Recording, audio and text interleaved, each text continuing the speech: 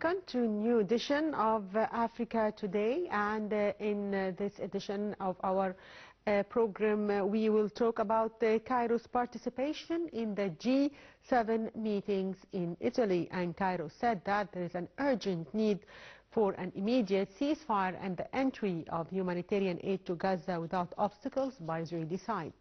This came during a meeting of G7 foreign ministers meeting in Italy. Here is the full story. Ministers' meeting was held to discuss developments in Gaza and Lebanon and means of ending the escalation in the Middle East. In his speech, Abdellatif expressed rejection to attempts aimed at the relocation of Gazans and any curbs to the work of UN agencies in the Strip, especially the UNRWA. He also warned against the dangerous situation in the West Bank due to the continued Israeli settlement policies. Abdellatif also highlighted the latest developments in Lebanon, stressing the necessity of reaching an immediate ceasefire, the urgent need for the Israelis to stop violating Lebanon's sovereignty, and the importance of implementing the UN Security Council Resolution 1701. Abdellatif also touched on the situation in Sudan in a meeting held on the sidelines of the G7 foreign ministers' meeting. He said Cairo is deeply keen on achieving stability in Sudan for the Sudanese people to be able to build the nation and achieve their aspirations. He also stressed the necessity of preserving Sudan's state institutions and the respect for the unity and sovereignty of the country. He said donor countries must commit to their promises for humanitarian assistance to Sudan, which he said is facing a deficit of nearly 75% of its needs.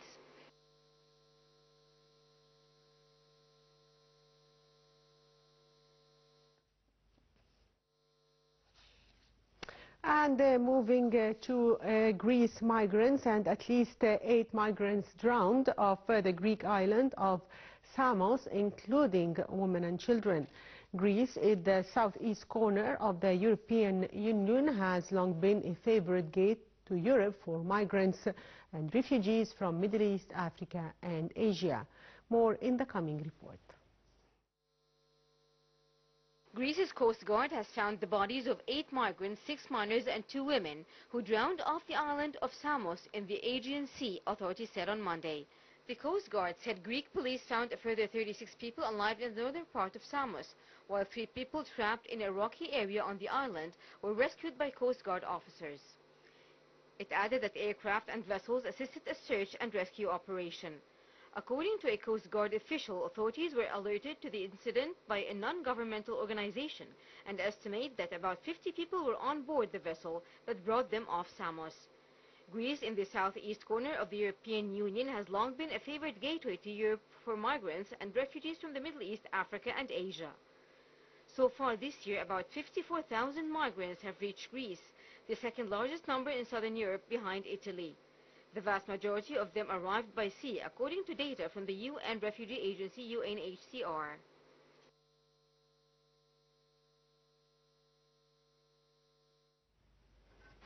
And Zimbabwe's president hosted creditors and finance executives to discuss ambitious goals to clear debt arrears and restructure $12.7 billion in external debt. This came as the country aims to eventually tap international capital markets for the first time in more than 2 decades. Details follow. Zimbabwe's debt pile accounts for 81% of gross domestic product, and clearing it will be a tough challenge for a country that has faced numerous financial crises in recent decades, from repeated bouts of hyperinflation to multiple unsuccessful attempts to launch new currency regimes. President Emerson Mnangagwa was speaking at a conference of creditors and finance executives as the country negotiates a staff monitored program, SMP, with the International Monetary Fund. African Development Bank AFDB President Akinwumi Adesina told the conference that securing an SMP would set the stage for required policy reforms. He added that AFDB stood ready to offer financial support to cushion Zimbabwe's economy against potential adverse effects of reforms. Adesina said the AFDB also had money available from a special fund to help settle Zimbabwe's arrears.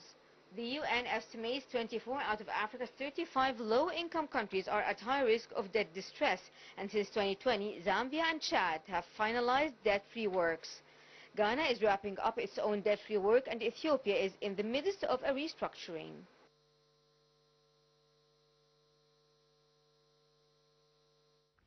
And we are joined over the phone now by Mr. Abdellatif, Wahba journalist, and is going to shed more light on Egypt's participation in the G7 meetings in Italy. Good afternoon, Mr. Abdellatif.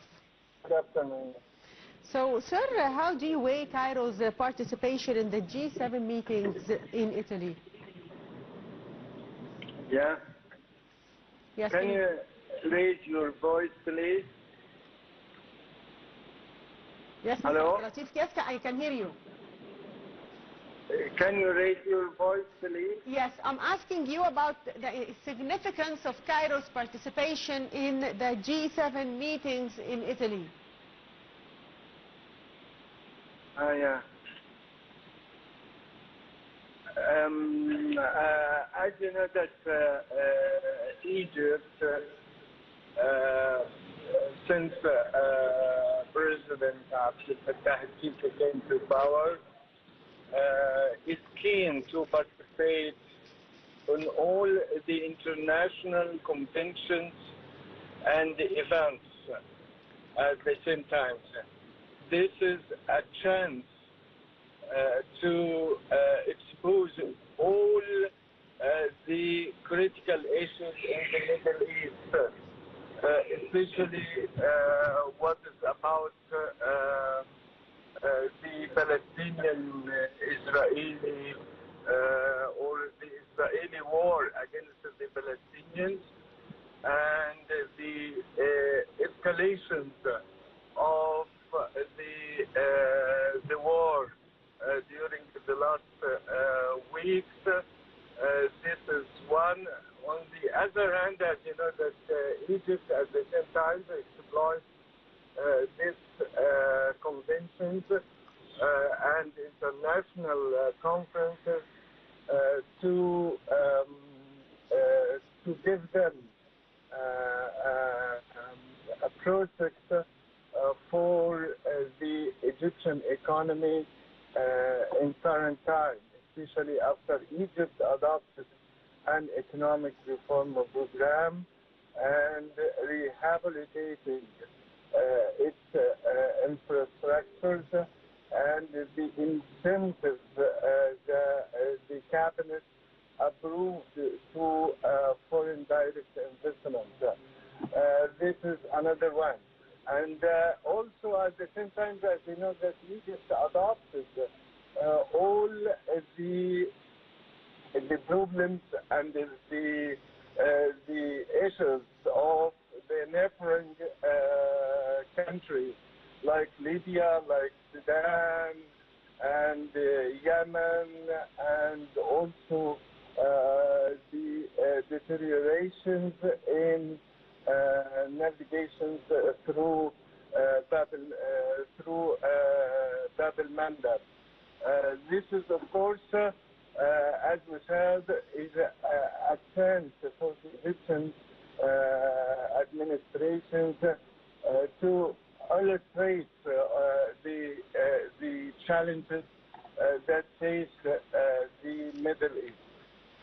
Yes, Mr. Abdellatif, a number of African issues are on the agenda of the G7 foreign ministers meeting in Italy, including Sudan. What weight would such discussions put in the way to including final solution to Africa's crises? Let us say first that Egypt asked the international community to help the African nations to improve their utilities, their infrastructures, and to develop education and to establish new energy, renewable energy. This is, of course, as you know, that Egypt adopted the same issues during the COP27 that was held in Sharm el-Sheikh. President Abdel Fattah al-Sisi is trying hard efforts for Sudan to reach to end of the internal war between the rivals in Sudan. And as you know, that Egypt and Sudan has a historical relationship since many decades. So we are trying to exploit the integration between the two nations to solve the problem of the war in Sudan and to restore again the way of peace, prosperity for the Sudanese people. This is one. On the other hand, as you know, that Egypt is the only country that opened its borders for the Sudanese people who were harmed and terrified by the war between the two rivals in Sudan. And we hosted many thousands of the Sudanese people. And if you notice that Egypt always says that we are not hosting refugees, but we are hosting our neighbors, our brothers in Sudan. They have the same rights the Egyptian enjoyed it, and also they opened all the funds to help the Sudanese people, especially in education and health and so on. So, sir, one final question. What are your expectations for the outcome of the G7 meeting? I think if the African nations, especially Egypt, insisted on its call for the international society to help the African country, they will succeed in improving their infrastructures in energy, power, education, transportation, even in overcoming or facing the climate change. President Abdel Fattah al-Sisi reiterated that the African nations mustn't pay the bill twice during the colonial period and now through depriving of their rights in development and so on. He called the international society to help the African nations to modernize all sectors, especially industrial sectors, energy sectors, and also agriculture sectors, and facing the climate change. Yes, I'd like to thank you, Mr. Abdellatif Wahba, journalist. Thank you, sir, for being with us. And by that, dear viewers, we come to the end of today's edition of Africa Today. Thank you for watching. Thank you, sir.